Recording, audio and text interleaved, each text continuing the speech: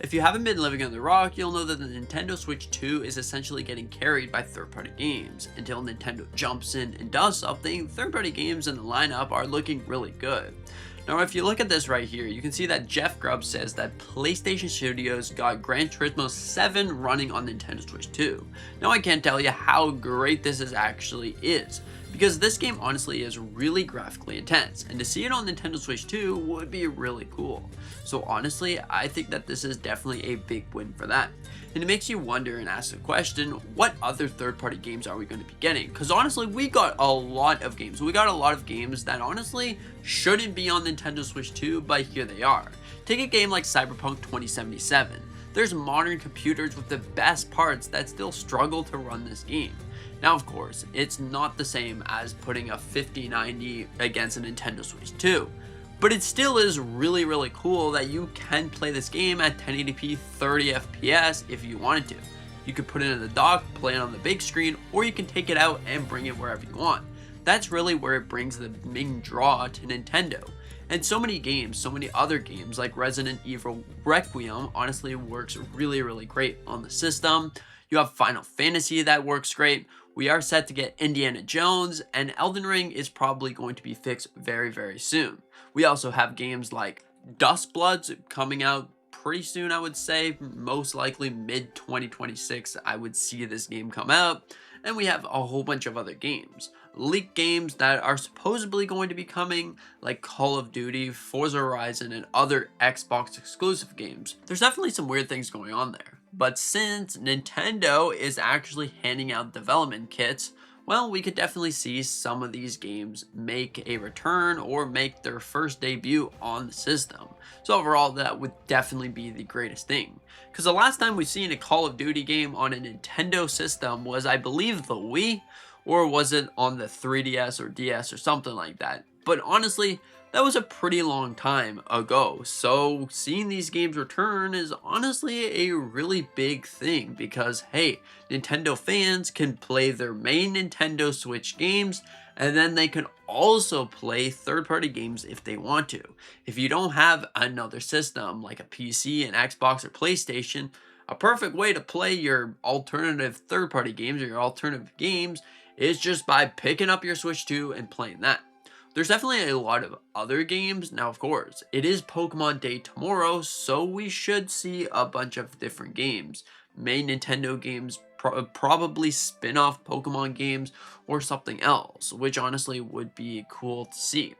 But one thing that I wanted to take a note on is, if you take a look at this right here, you can see that DLSS upscaling is coming to Nintendo Switch 2 in the future. We kind of knew this a little bit ago, but now that it seems like it's going to be confirmed, this is great, even greater than possible, because DLSS upscaling, I can't tell you how actually great this is to see on Nintendo Switch, because that allows you to play the game at 720p and then upscale it to 4K. So you're essentially not missing out in any FPS. Now, you might be missing out in a little bit of visual glitches when it comes to upscaling, but DLSS has become really good and pretty much unnoticeable from just like native running the game.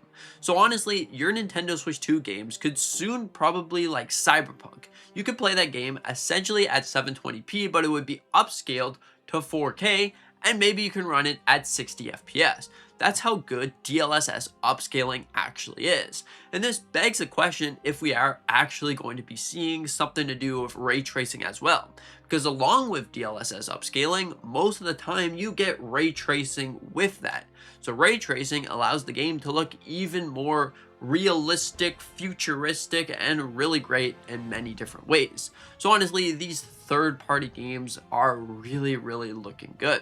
But overall, I found this to be really interesting. Also, if you get yourself the game keycard for Final Fantasy, you get yourself a pack. So have fun getting yourself a pack. Hopefully you get the $100 card, which is pretty much the price of the game. So that would definitely be really great. But overall, right now, third-party games is the big news right now, because honestly, seeing these games come to the Nintendo Switch 2 would be great in the future. And honestly, I can see a lot of these games come to the system, because the system is plenty powerful. It's essentially a PS4. At this point, I would say it's even more powerful than a PS4, even reaching the Xbox Series S. And seeing as the Xbox Series S can play all of the mainline AAA games right now, it's pretty crazy to say that the Nintendo Switch 2, a handheld system, could be as powerful as this, with the help of AI upscaling, DLSS, and potential other tweaks that they can do to the system. This is great, and it makes you wonder that there might not be any more cutting the Nintendo Switch 2 out of it because it's not as powerful. Now that a lot of studios actually have development kits for the Nintendo Switch 2, now that they have the DLSS, and now that they have just overall hype for the system, it really leaves you to believe that third party or even AAA studios are just going to bring a bunch of different games to the system. One of them that I've been saying for a long time that I really want to see is, of course, Forza Horizon.